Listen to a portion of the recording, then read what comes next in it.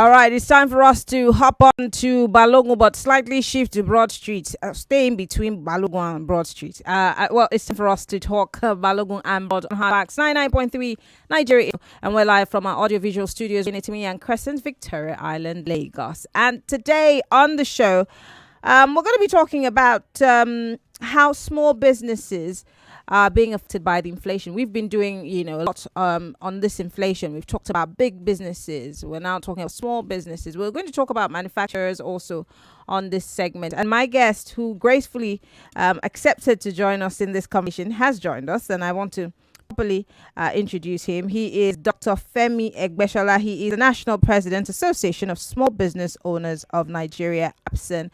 Thank you so much, Mr. Egbesola, for joining us, and good evening. Good evening, and thank you for having me. It is ASBON, not ASBON. Oh, ASBON. ASBON. I'm so sorry. Correct. ASBON. No, well. Great. Let's start by looking at the inflation, because the average person obviously is feeling, the burn, whether we like it or not. Its trickling effect is showing, in the size of our meals daily, the size of our loaf of bread these days, and how much we have to pay for it. In fact, I heard an advert on the radio recently about they reduced this of some milk because that just with the time, so those people can afford. But then that's where you come in, you who small businesses. How has this inflation affected you, and in what ways? But we are the worst hit. It's not fine at all. It leaves us so vulnerable, and it has pushed us to the brink. We are having serious challenges now. Challenges such that data has captured it that about 5 million businesses has closed shop. It is that bad. And when you talk of small businesses, it is a sector nothing should affect, right? Because we are the one providing 96% of employment in the country. We are the one having 85% of all the jobs you can think of. And when we say we are providing 96% of jobs, meaning that the rank of this world, the Nestle of this world, the federal, state government, and the rest provide just policy. So if anything happens to that sector, it means that a lot of joblessness will be in the town. And now they're recording about 4 million businesses going down the drain, and that's those that are captured by data. Where others that are not captured by data, it means it is serious. It's an economic insecurity that should be addressed. In fact, some of us are thinking of declaring a state of advising governments to declare a state of emergency in this sector, because we are impacted very negatively. It's unfortunate that you now see small business owners going down to become camera riders, Okada riders, some selling their properties to travel abroad to go and do main job because the fund is not there, the business is not there. As at the moment as we speak, because the purchasing power of the average consumer is no longer there, their salary is not increasing, yet inflation is increasing. It means that they cannot purchase as many services as they used to do, meaning that sales has dropped. According to statistics, we have about 50% drop in sales for many entrepreneurs, meaning that for a particular business that is even still existing, the challenge of sales, because they sell about 50% of what they used to sell for, meaning that their profit also must have reduced to about 50%. And when there is a reduction in profit, what that means is that they will pass the bulk of it to the price of the commodity, which already is also unaffordable to consumers. It also means that they want to begin to downsize. And downsizing means that they also want to shed some weight, including staffs.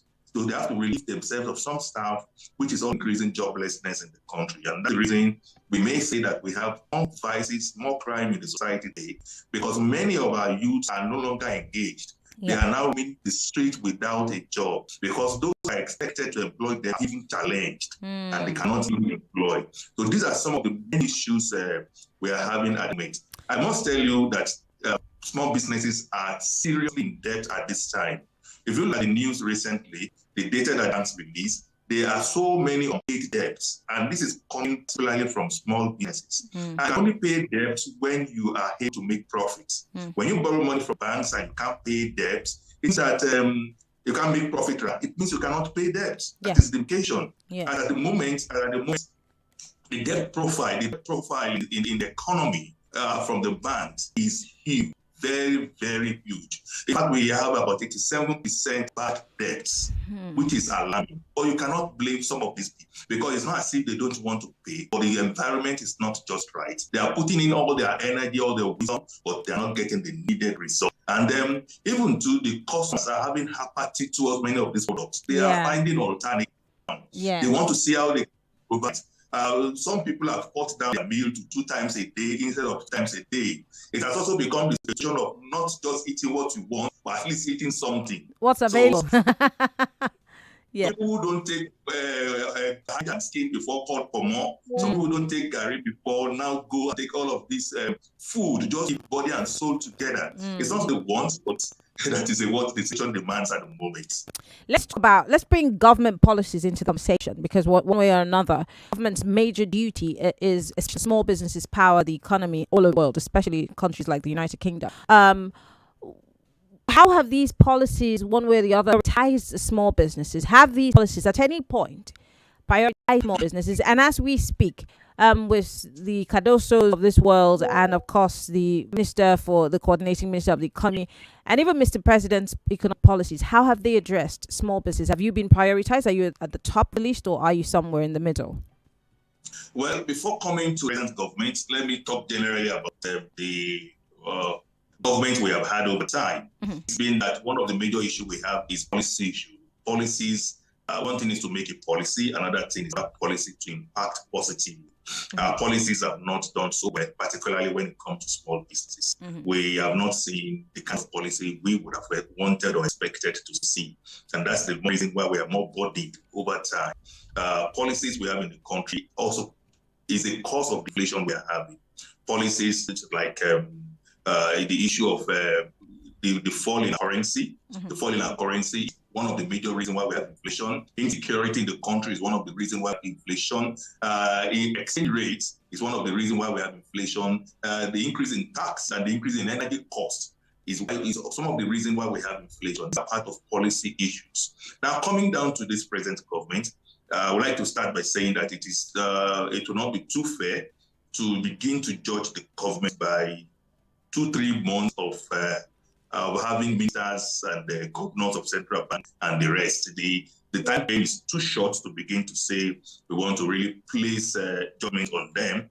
But from our own perspective, some of the few things we have seen may not be too good. One of it is the issue of the removal of ban on the 43 items banned by CBN. It means, what it implies is that all of these things will begin to find their way to the country. And you begin to wonder, why will pigs be allowed to be ported into Nigeria when we have entrepreneurs that can produce toothpicks? Why will they allow poultry foods, chicken, turkey to come into our country? Why will we allow textiles to come into our country when we have a lot of people in the fashion industry? And some of why we have palm oil, vegetable oil come to our country when there are things we are doing here. So it is indicative that this may also impact negatively on the MSMEs. Then the new CBN come to also have a parallel market between the black market and the official market is another policy that we feel may not be too good. And that's why we see that the Naira somersaulted uncontrollably between that period, going from several and something Naira to over 1,300 Naira at a point. And that may not be too good for our economy. We had the government said that they want to do some form of intervention. The president mentioned it in his national address. We are yet to see the intervention, and we don't know when it will come. But some of us would have expected that before a government president will come up to make a pronouncement, a national pronouncement that there will be intervention, every I's would have been dotted, T's would have been crossed before making that pronouncement, such that immediately after the pronouncement, we expect the implementation of it. But it's about 3-4 months now, and nothing is seen, nothing is done. But we are still on the watch, keeping our hearts folded, looking at how things will turn out. How long do you think? I mean, again, I'm going out on a limb here. How long do you think this will go on for? Because again, I'm going to re-echo what you said. It might be a bit too early to judge the government, but then my place, they say that the marriage that is going to be good, you know it from the Bachelor's Eve. So Yes. how long do you think this might take for a turnaround to happen? Because we've seen the president visiting countries and trying to see if he can bring some businesses into the country. But how long do small businesses have to hold on for before these businesses start crumbling or you start closing shop? Well, we expect that latest in the next 6 months, counting from the 2-3 months from that the new ministers, new governors, and new DGs have resumed office, we should begin to see something very impactful, something very positive.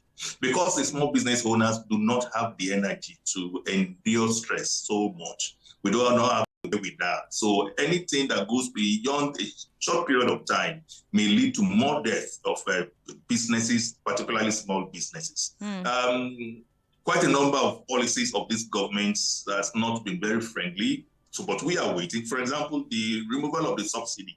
Yes, everybody agrees that it's the best way to go. But at the same time, we would have expected that there must be some cushioning effect for people in small business, such that when the removal begins, there was something as palliative that would sustain that industry or that sector. We have not seen it. We have issues of multiple taxation that is affecting small business. That has not been really treated. Yes, we have a committee now that is on tax reforms, headed by Mr. Taiwo Oyedeji, but we have not been able to see the implementation of some of the recommendations yet. We are waiting to see it. We are also expecting that there should be some form of other incentives coming from government to help us. Some of those incentives could be even tax holidays or tax reliefs. Some of those incentives could be more access to funding. At the moment now, the banks are not ready to fund small businesses. And the reason is not far-fetched. One of the reasons is what I highlighted the other time. Even the fund, the loan that has been given to some of us has not been paid. How do you begin to give them more money? And that shows that it is something that government needs to intervene. More grants should be made available to small businesses now. And if it is going to come in form of loan, it should come in a way that the small businesses will be able to pay, perhaps maybe a single-digit interest rate, perhaps with a moratorium of 6 months to 12 months before repayment will begin, or something of that nature that will encourage this business to first of all pick up and grow, then begin to pay back our loans.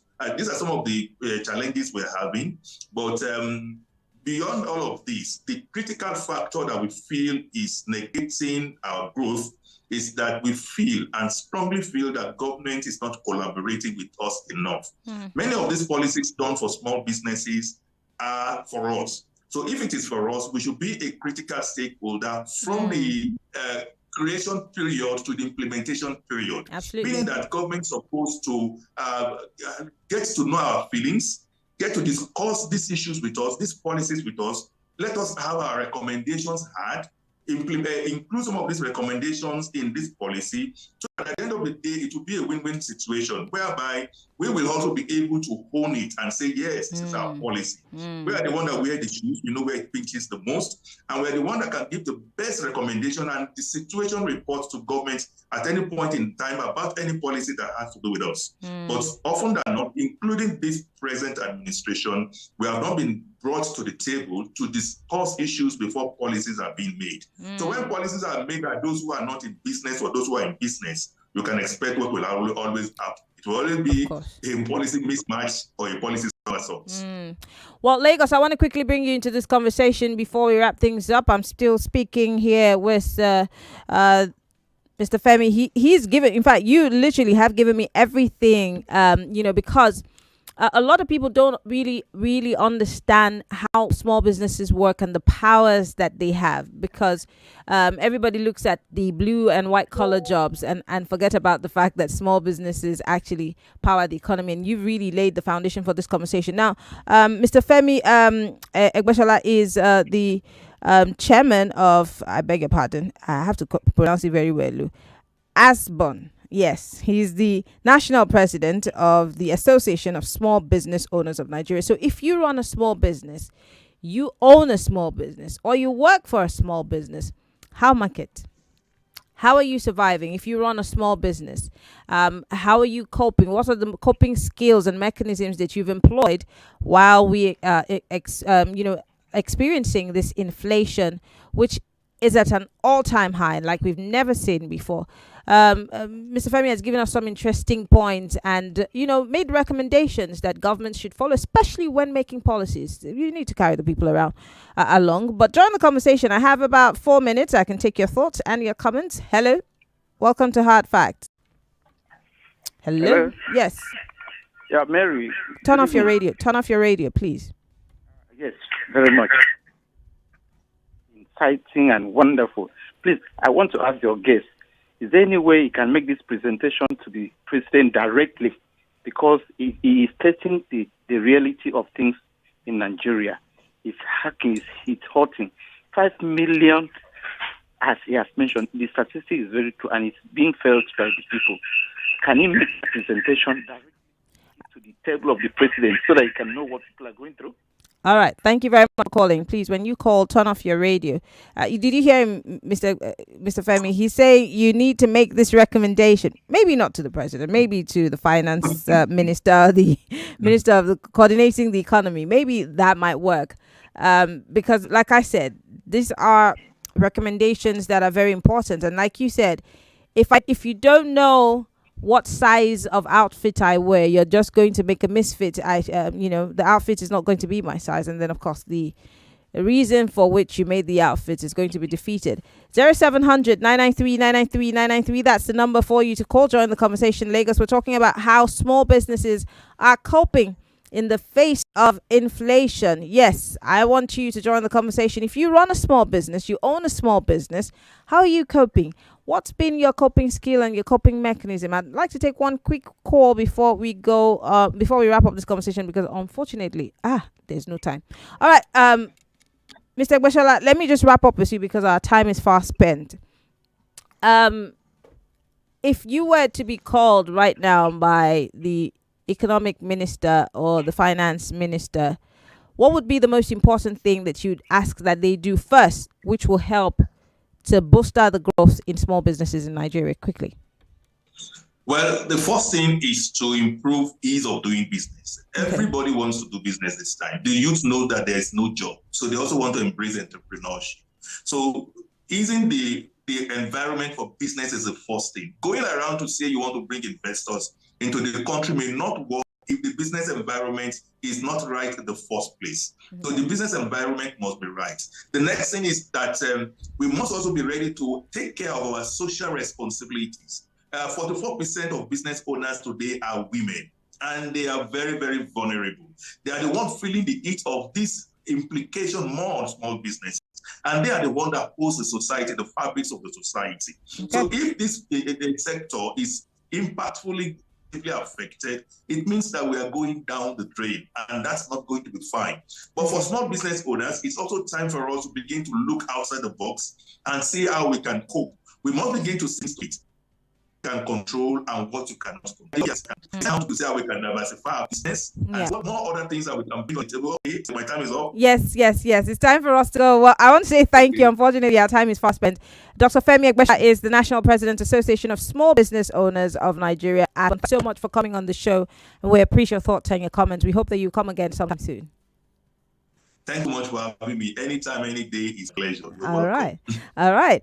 Well, we do have some messages coming to you from Lasho. Right after that, we'll go long break. When we come back, we'll be talking with Ankoria Investments. Stay with us. It's still Hard Facts, 99.3 Nigeria Info. 99.3 Nigeria Info. We are more than just radio.